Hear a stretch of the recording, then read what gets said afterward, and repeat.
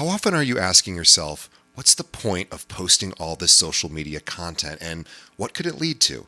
Well, we're going to talk about that today. Stay tuned. This episode of Keeping It Real is brought to you by Real Geeks. How many homes are you going to sell this year? Do you have the right tools? Is your website turning soft leads into interested buyers? Are you spending money on leads that aren't converting?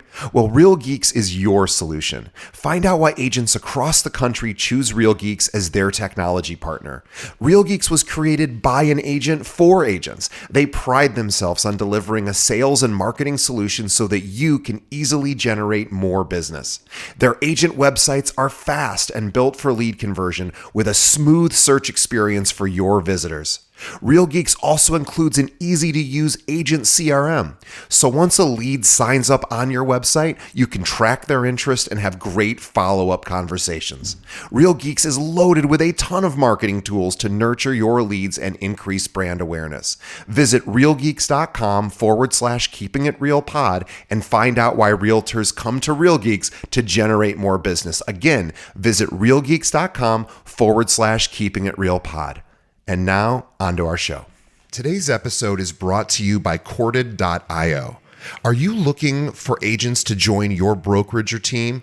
Now, as a real estate recruiter, I can tell you the answer is always yes. But most agents aren't looking to move right now. So how do you know who to contact? Well, what if I were to tell you there's a recruiting and retention tool powered by artificial intelligence that shows you exactly which agents in your local market are looking to leave their brokerage right now and which agents at your own firm are also looking to leave you? Now, I've been recruiting realtors for 15 years and I've hired over 2,000 agents. I can tell you with no exaggeration, this is the tool I've been waiting for. Corded's AI looks for trends across dozens of variables for each agent in your market and shows you which agents they believe are likely to move. Not only does it do that, but Corded's AI went and visited my recruiting website and read everything I offer. So now when I'm recruiting, Corded's AI tells me exactly what to say based on that agent's needs and what my brokerage can offer. It even writes emails for me. I've never seen anything like it, and I use it every single day. Now, if you are looking to grow your brokerage, Corded.io is the best tool out there. Visit Corded.io to schedule a demo. Again, that's Corded.io. And now, onto the show.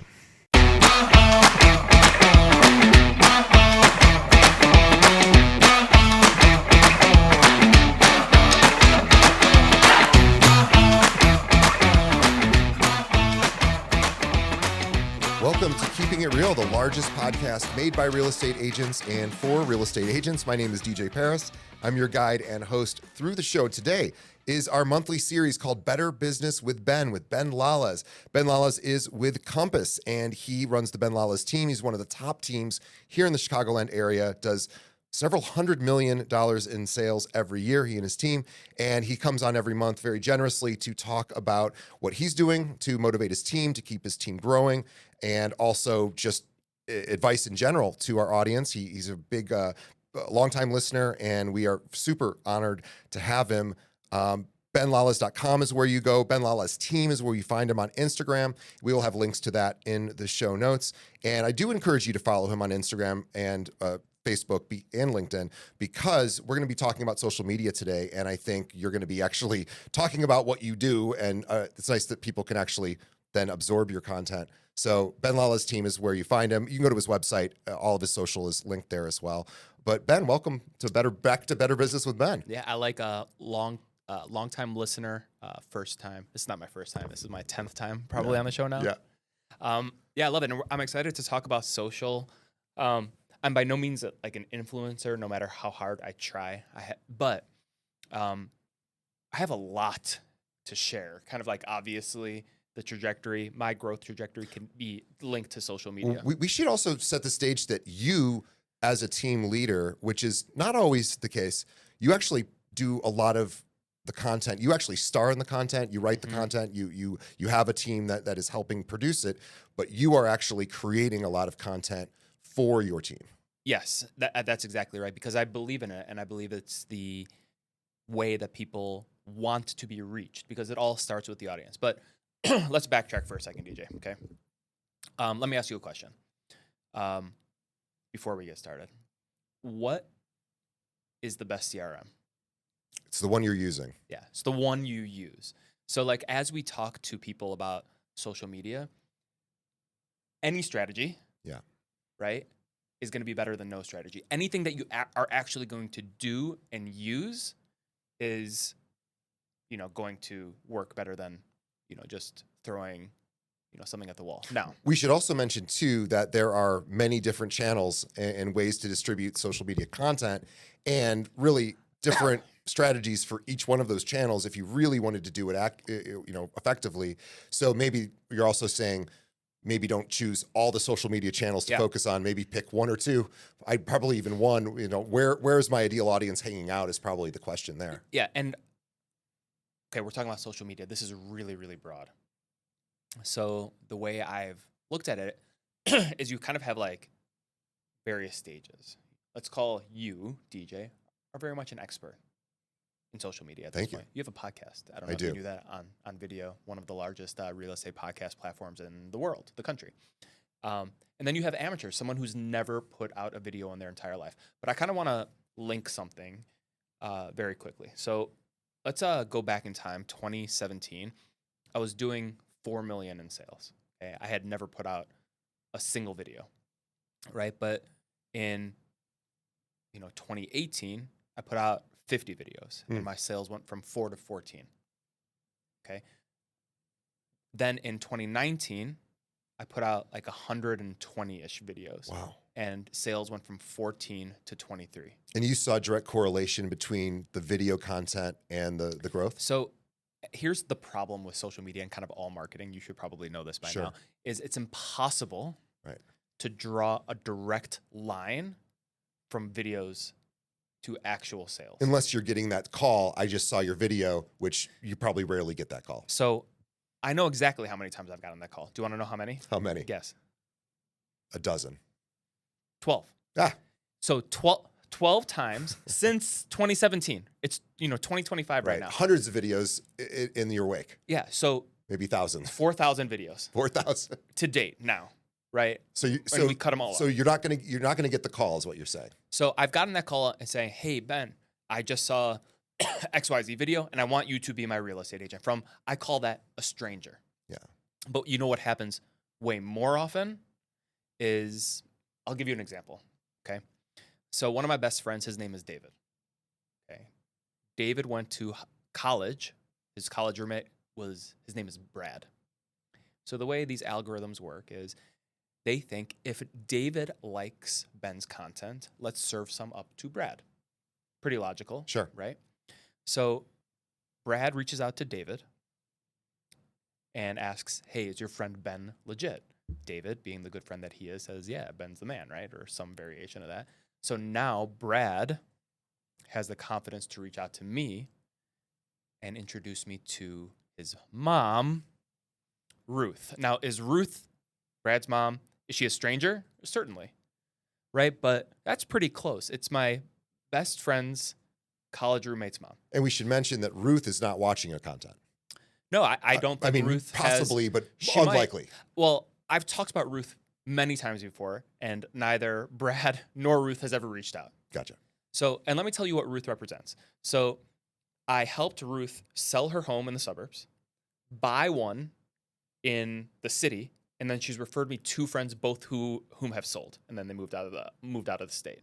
Okay, so she's responsible for somewhere in the neighborhood of, I think it's like $2.5 million of total sales. It's like $40,000. Amazing. So I like to tell people that there's this, I've coined a term, the fallacy of the stranger, where everyone thinks that they're going after some random person that they have absolutely no connection to, and that's who they're trying to drive into their content. And I'm jealous of those people. You and I both know people that have made that happen. And that path is usually done most often on YouTube, and that's a long play, and it is a grind. It's a lot of work, and honestly, DJ, I'm trying my hardest. But listen, I know that I'm not Ryan Serhant. Right. I am a normal real estate agent in the city, but I also know that social media has become mandatory, not optional. And here's your first biggest tip. Can I curse on this? Sure. I can. So every single time, this time included, I don't want to do this. Video has gotten so mundane for me. But you know what I tell myself? Right before this, I go, Ben, like, excuse me, fuck your mood, Ben. It doesn't matter. You Right. have to do this. The same way that you don't want to cold call, you don't always have to be in the mood. I don't want to do push-ups in the gym. Yeah, you don't always have to be in the mood Right. to do social. But if you want to compete with the DJ Paris's and the ben.lalez of the world, you're going to have to. I'm sorry. I don't know what to tell you. That's the case. Yeah.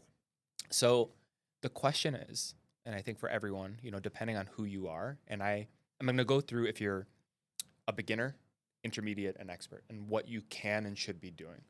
So, if you take a look at my content, if you're watching this right now, I am assuming some people are like, that's a lot. Podcast setup, background, mics. We have one. Can we look at this camera together? Yeah. 1, 2, 3 cameras. Yeah, 3 camera shoot. Yeah, this has got to be super intimidating. Yeah. Right?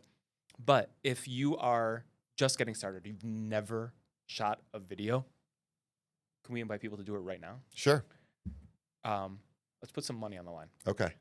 If anyone listening Mm-hmm. gets out their phone and shoots something saying, hey, this is my first video.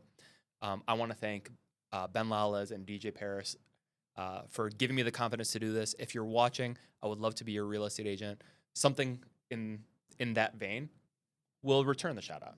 Absolutely. Deal? Sure. So someone who has like a new platform. Yep.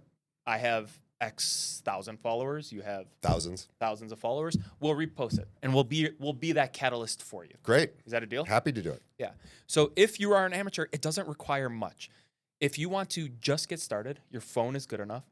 The problem is sometimes the audio isn't so good. Right. So if you're going to invest on Amazon, how much is a mic? A lav mic? Yeah. Less than $100. I think you could probably get one. Jeremy, how much is a cheap mic? It's probably about $50 is my bet. Right? And then all of a sudden you have really great sound. Now, you're probably doing that for a long time. And everyone has asked me, like, when do you step up? Right? When did you didn't always have like some crazy setup. When did you have to, $25 says Jeremy. When did you level up and know that you needed to take your real estate game to the next level? Yeah. So with my podcast, I had a $50 mic and a $100 board. And today I have a $400 mic and a $100 board. And staff. And yes, so staff is the big thing. Yeah. So when did you have to level up? It was at least 2 years. 2 years in. Yeah. Yeah. So what I tell people, And I did all the production. I did everything myself. by yourself. And this is not my job. So Right. it's pretty easy. Is when you don't have enough time. Yep. Is when you start upgrading, whether that's in software, in people, etc. And that can usually be tied to sales. You'll know when it's that time. Yeah.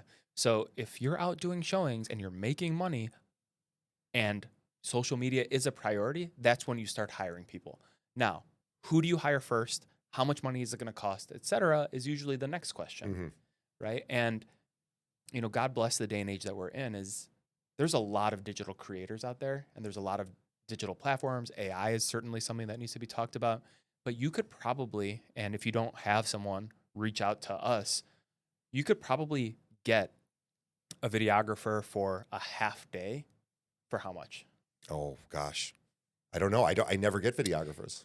I think you could probably get a videographer for a half day for $250 to $400 here in Chicago. Pretty reasonable. And from there, depending on how hands-on you want to be, right? So there, again, the videographer will probably offer editing services. So you can chop that up into X number of reels or short form content or edit it into long form.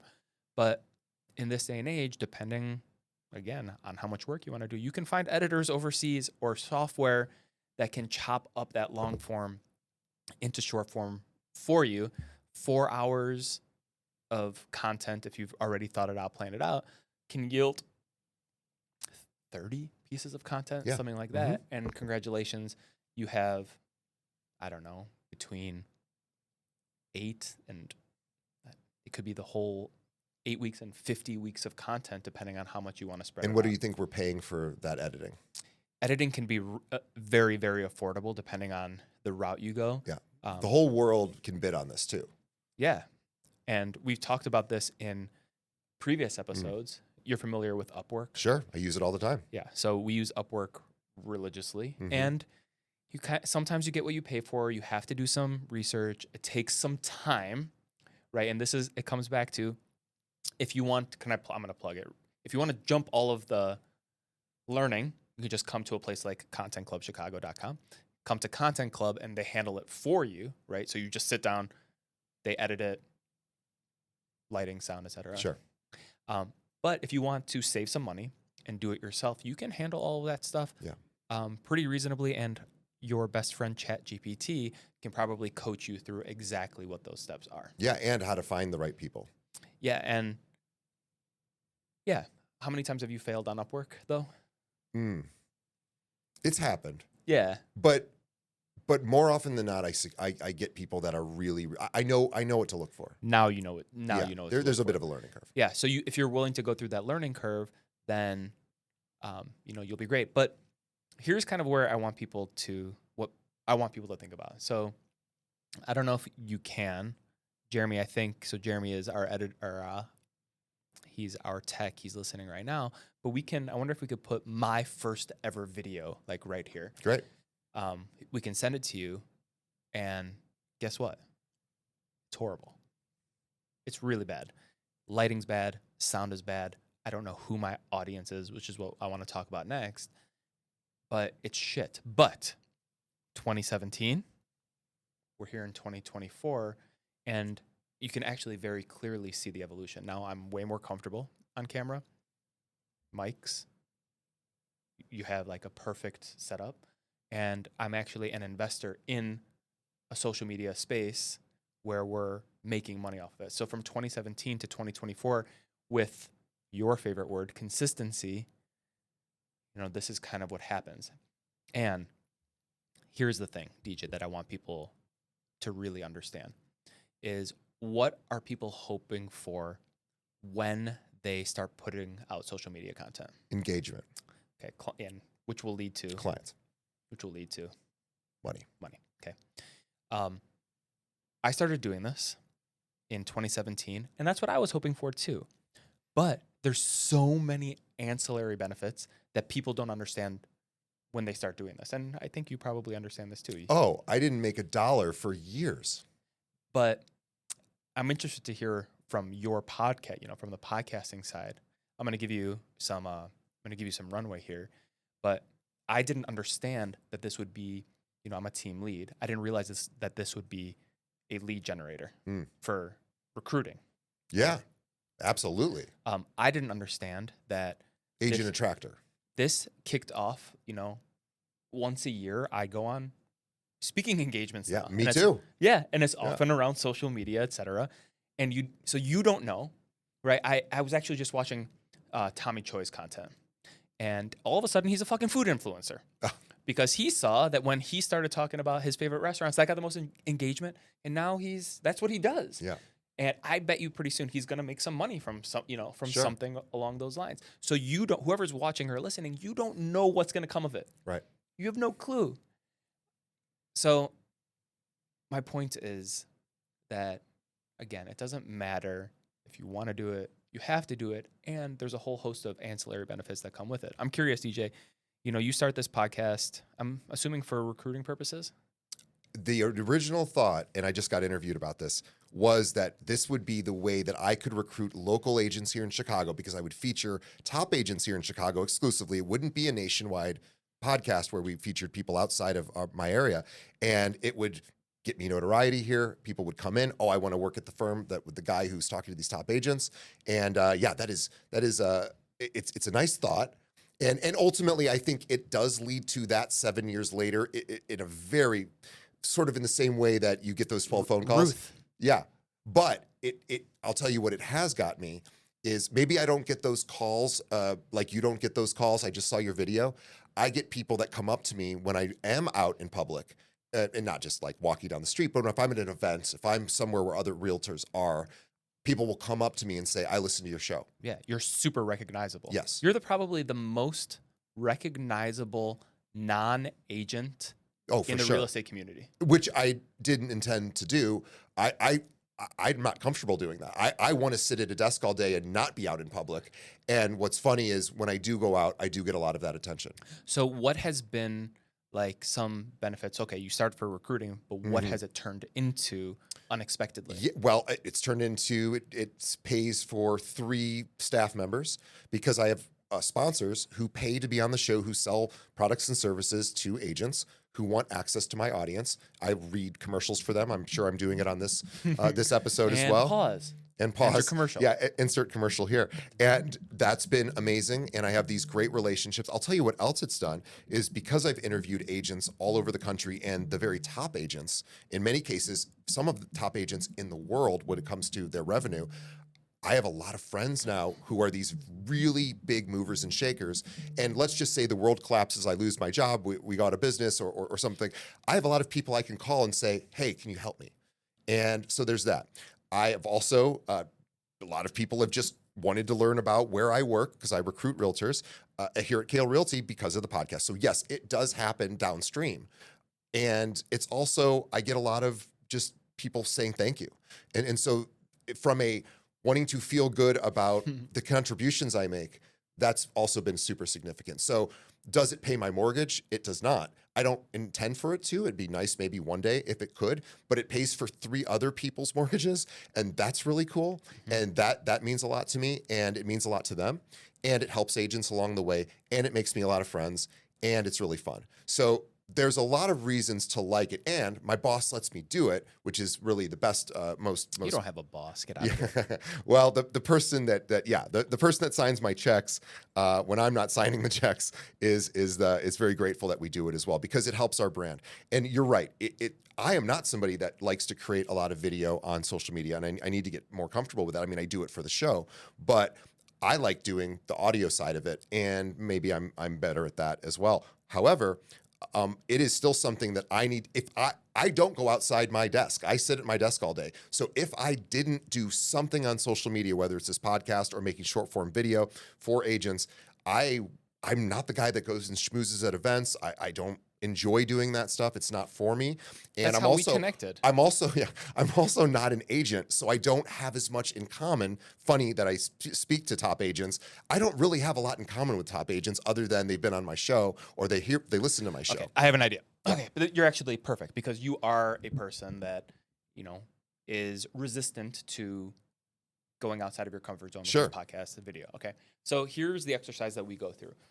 So let's use DJ Paris, Delphin Paris, as a case study.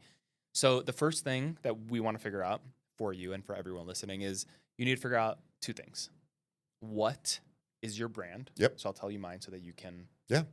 And who is your target? And you need to get extraordinarily specific.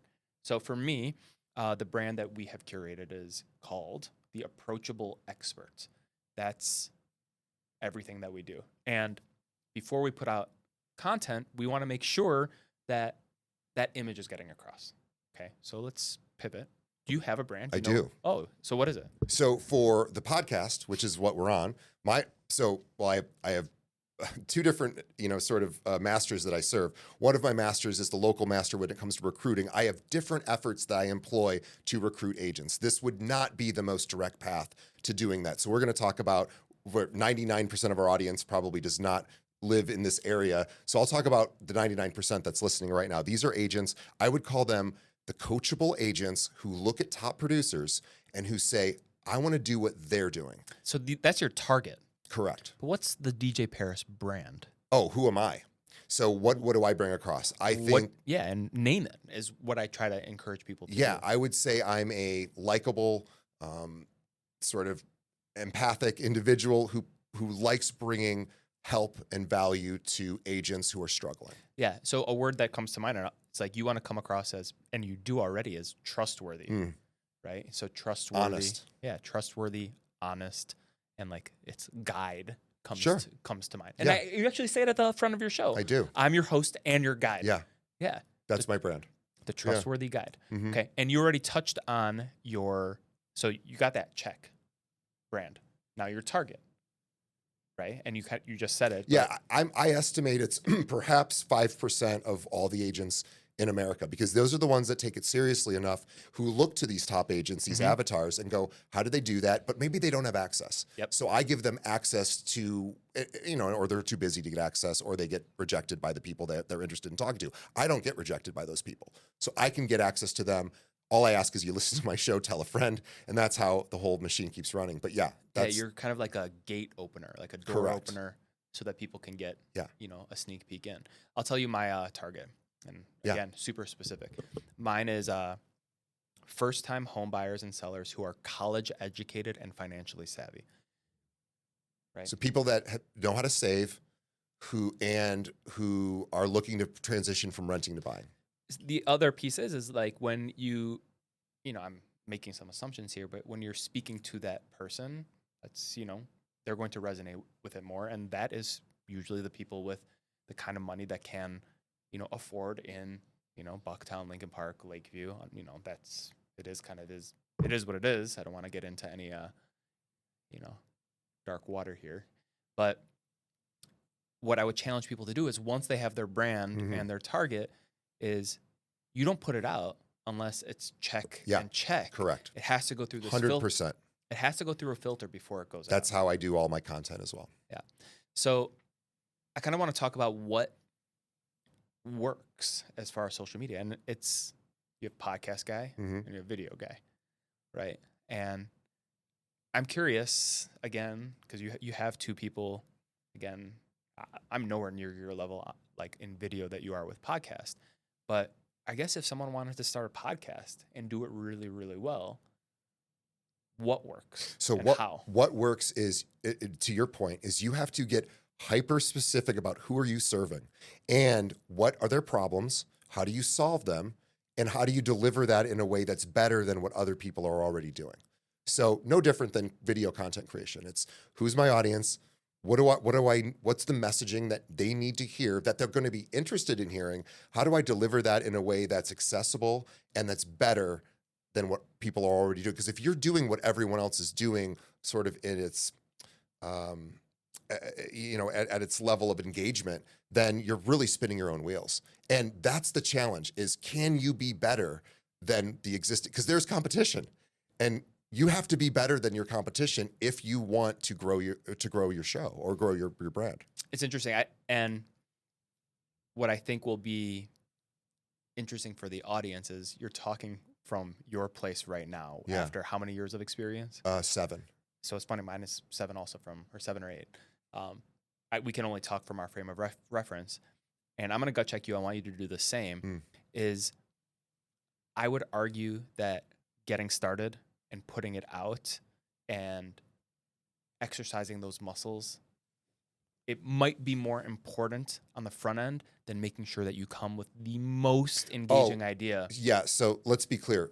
You will not create anything worthwhile for a long time. Okay. But Thank you. if you know what it should be, if you know that it's in other words, you have to have a level of taste, where taste is subjective, but you need to know that your taste is ultimately, if I can get to that competency level in how I create content, that I absolutely, if I can get there, and it might take years, but if I can do that, if I can match what's in my head about how it should look and how it should sound, then, and I can willing to put in the time, then I will actually have success. Yes, and you have to be willing to fail for years, maybe not years, but certainly in my case, years. And that's just the way it is. It's like with anything, you have to be willing to put out really bad stuff for a long time and not let that dissuade you from continuing to put out stuff.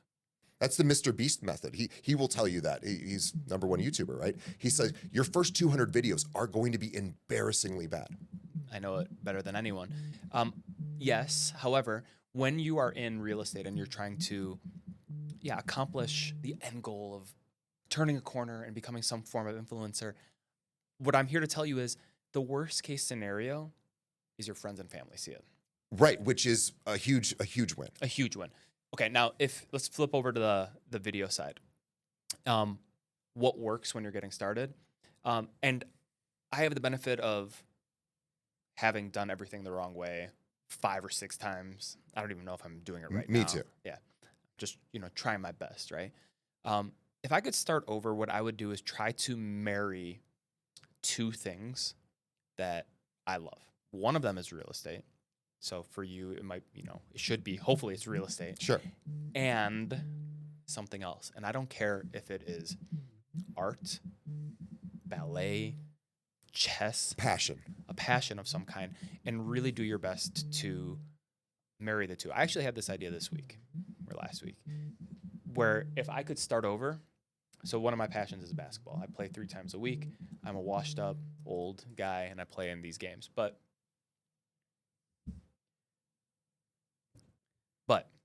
what I wish I would have done, and I think I might still do it, is there are, in Illinois, some unbelievable houses with basketball courts in them. Sure. And I want to go and, actually Don McKenna has one that's unbelievable in Burridge. I was looking at it today. And I go and I play horse against Don McKenna. Amazing. At the basketball court. It'd be amazing. And, highlight the place and marry 2 of my life's great Love joys. that. That's what I wish I would have done, as opposed to, if you're a buyer, you should do this. If you're a seller, you should do this, which worked and is great, but it gets stale very, very quickly. I will tell you, I know people who get all of their leads or most of their leads from social media who never talk about real estate, who only talk about their interests. And or even better, we'll go even more in the middle. So it is tangentially real estate related. I know people who talk just about their local market. You do this, but literally talk non-real estate stuff about their local market, like where's the best dentist in my area? Where's the best hairstylist? Yeah. Where's the best pet store? Things that aren't necessarily real estate, but that people who live in that area, and again, they're not going to go viral. They're not going to get famous. They're not going to be an influencer. They're going to become micro-famous. They're going to become famous at the local level, which is what you want as a realtor. And they're going to be important to the community that they serve and the businesses that they serve. And they don't even think about real estate. They just say, how do I create content that people who want to live here care about? Yep. And we have the benefit of hindsight now. Sure. I wish I would have thought about that. Sure. Yeah. I wish I had DJ telling me that that's what I should do when I was 25. Here I am, 38. Right. And honestly, I think that, it's enough. Right. I think we've delivered enough to tell people you have to do it. Yep. Brand, target, some simple ways to get started, some simple ideas that hopefully, juices get flowing. And I think I just want to drive the point home is this is going to be a long-term play, right? 7 years for you, 7-ish years for me. If you can find a way to enjoy it and start there, right? So you don't, instead of saying, oh, I don't want to do this, 10 out of 10 times, you're only saying, oh, I don't want to do this 2 out of 10 times, then you're going to have that longevity because you care, you want to. And if you're posting content with things that you're interested in, like you said, passion, whether it's basketball, cooking, Tommy Choi's case, I just started after 30 years of playing guitar in a more traditional sense for rock and roll style music with classical or with acoustic or electric. I said, I want to go and learn classical guitar. I specifically to ultimately be able to play flamenco guitar, which is a style of Spanish guitar. But in order to do that, you really have to have a strong classical foundation. Better business with Ben next time. So you're bringing your guitar. So I'm happy to. So I'm not happy to always show people the imperfections of my playing, which is absolutely. I've been playing for 30 years, and this is like learning an instrument, an entirely new instrument. It's so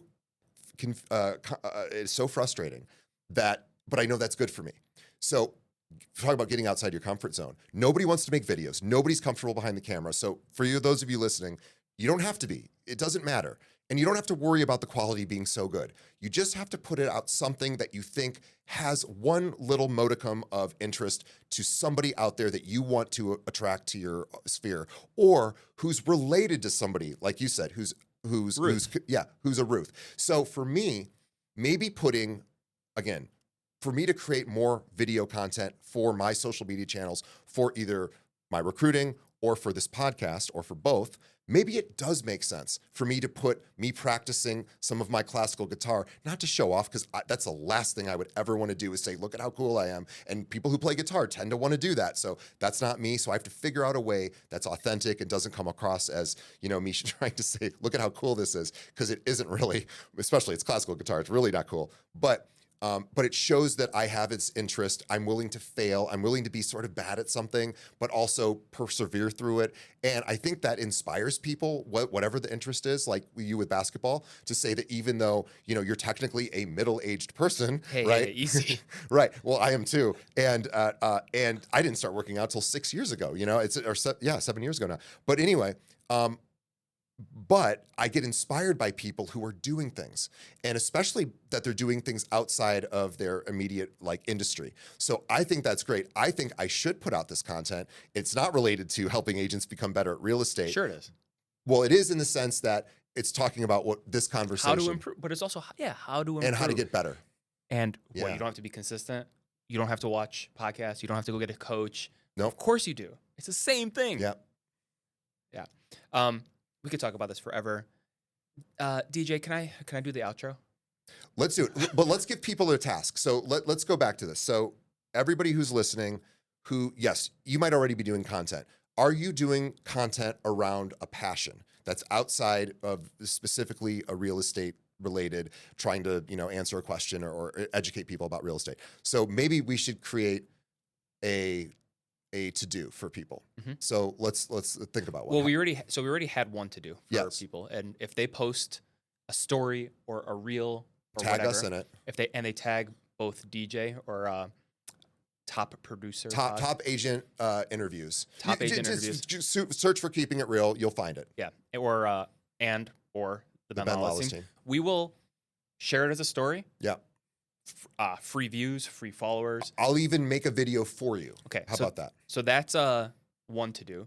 And I think the second to do, and if we're talking about video or podcast, I guess, sure. Right? You have the podcast king, is, okay, what would first step be for podcasts if someone has been thinking about podcasts? Okay, come up with a topic. Come up with 10 minutes of something that you want to talk about. That is something that you think is of interest to someone else around a very, very hyper-specific passion. That's all you got to do. I don't care if it's, you enjoy researching collectibles on eBay. Even if it's that, and it's like, oh, I look at stamps or coins, or it doesn't even have to be something in the cool category, because there's someone else out there who is waiting for somebody to make a podcast or a video about that particular passion. And I'm going to say similar something for video is, and if you want to email me, cool. It's ben@ben.lalez.com, and I'll critique it, right? So real estate has to be one, I think. Absolutely. For marry it with another passion. Yep. And come up with an idea. And as DJ was talking to me, or just talking now, let's say you're really into stamps or chess or whatever the case may be.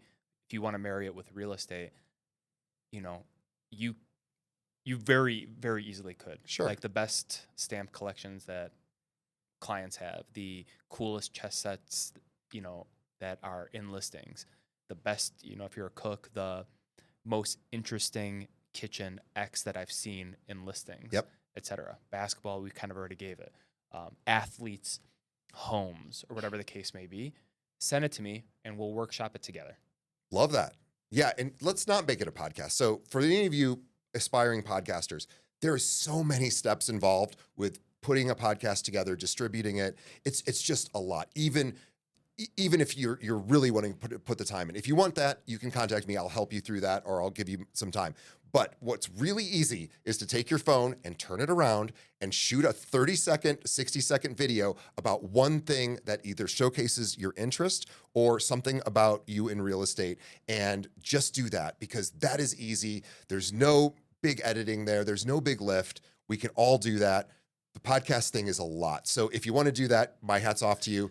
But Or trust just come me, to Content Club and we'll handle all of your podcast, everything for you. well, here's the biggest problem with podcasting is that you have to figure out how to distribute it, and you have to figure out how to get the message across that you even have this thing. And that means you have to do it on social, which means you might as well do social media video, because that's a lot easier. And there's billions. That's why I was like, you have to do a video podcast. That's I why know. we're here right now. We are doing a video podcast. Yeah. So, and I didn't for so many years, because I thought, oh no, I'm an audio guy. And it's like, oh, well, obviously a lot more people are watching videos and listening to podcasts. You've got a voice for radio and a face for the movies, dude.